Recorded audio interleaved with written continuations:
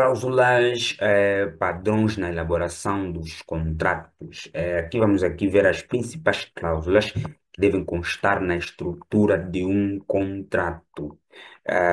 Primeiro temos aqui identificação das partes. É essencial a identificação clara e correta das partes, porque um contrato é um acordo em que as partes se vinculam e é necessário que as partes sejam bem identificadas. Por isso, caso contrário, poderá aqui causar constrangimentos posteriores se as partes não forem bem identificadas. Não vai ser possível determinar com certeza quem é a pessoa que se vinculou a um determinado contrato. Considerandos, bem, os considerandos, no fundo, são as razões que levam a contratar, ou seja, os fundamentos que levam à celebração do contrato, ou seja, são os motivos que fazem com que as partes decidam no fundo, contratar. Normalmente, quando o contrato é elaborado, no início, antes mesmo de começarem as cláusulas, antes de vir a primeira cláusula, normalmente tem as seguintes redações, considerando que, por exemplo, um contrato de venda vamos lá ver, um contrato de venda de telemóveis.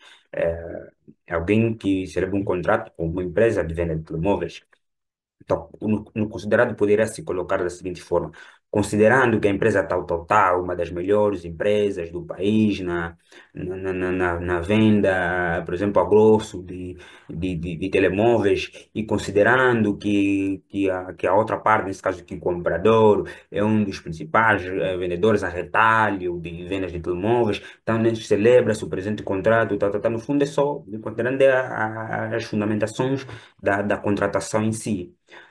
Objeto, bem, o objeto é meter a razão a que se destina esse contrato, qual é a finalidade desse contrato. O contrato visa o quê? Visa a prestação de serviço, visa compra e venda, visa a realização de um trabalho. No fundo, o objeto é isto, é colocar o que é que visa o contrato. Duração e denúncia. Duração, no fundo, colocar o período de vigência do contrato. E denúncia é colocar em que termos deve ser feita a denúncia, ou seja, em que termos é que uma parte pode, depois de um determinado tempo, dizer que não pretende continuar com a relação contratual. E, claro, outra cláusula importante e essencial é a cláusula do preço, é colocar-se o preço pelo serviço contratado, o valor do serviço contratado. Direitos e obrigações. É necessário colocar-se o direito e obrigações de cada parte.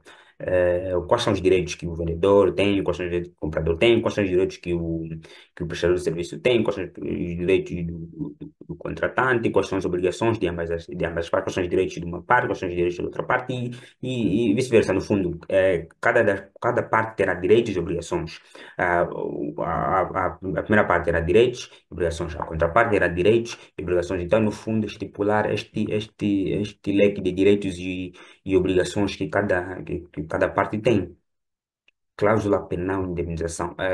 No fundo, a cláusula penal ela tem como uma dos objetivos essenciais disso, da cláusula penal, no fundo, se calhar evitar conflitos, posteriores ou conflitos, ou garantir a resolução se calhar mais célere de eventuais conflitos que possam surgir.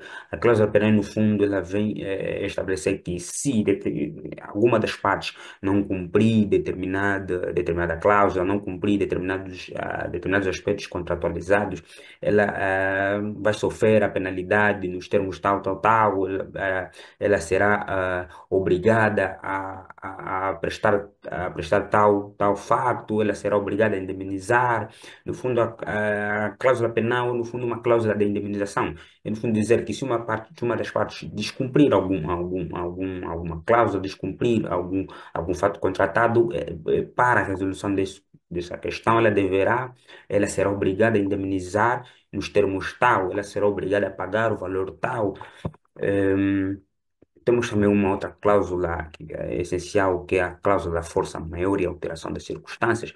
Aqui, no fundo, as cláusulas das forças, de força maior e alteração das circunstâncias visa, no fundo, aqui prever eventuais fatos que possam fazer com que as partes não cumpram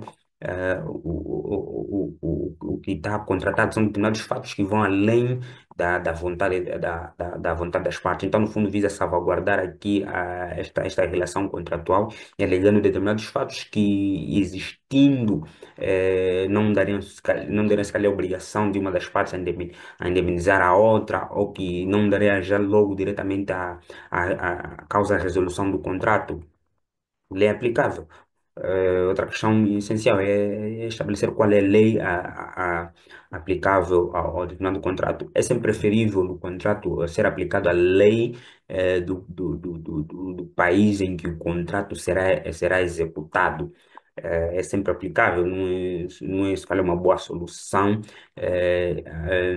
escolher uma lei diferente daquela em que o contrato será executado por uma questão de facilitar aqui o processo. eh, Acordo integral e alterações. No momento dessa cláusula do acordo integral, ela diz que ela no fundo diz que o contrato no fundo corporariza o acordo entre as partes, e que qualquer alteração entre elas deverá ser feita mediante acordo de ambas as partes, que nenhuma parte poderá de forma unilateral realizar alterações ao contrato. Resolução de conflitos. Esta cláusula de resolução de conflitos, normalmente ela tem como objetivo estabelecer quais são os meios de resolução de conflitos que vai se usar. Tem se usado muitas vezes, que é muito, muito recomendado, é que primeiro deve-se colocar que, existindo conflitos, deverão eles ser resolvidos primeiro entre acordo das partes. As primeiras partes deverão sentar, tentar achar uma solução. Não sendo possível, poderão ir para recurso à arbitragem, e não sendo possível, só assim poderão recorrer aos meios judiciais. Então, no fundo, aqui é uma cláusula que visa encontrar os meios mais céleres e mais simplificados de resolução de conflitos. Comunicação entre as partes.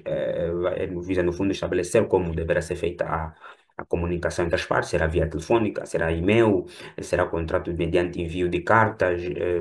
Tem-se uma cláusula também que visa, no fundo, estabelecer como será realizada a comunicação entre as partes. A cláusula da entrada em vigor, no fundo, estabelece quando é que o contrato entrará em vigor. Nem todos os contratos têm que ter vigor no momento da sua assinatura. Há contratos que estão destinados a vigorar no momento posterior, ou seja, o serviço contratado ou o trabalho contratado só passará a ser executado em momento posterior à data da assinatura do mesmo contrato.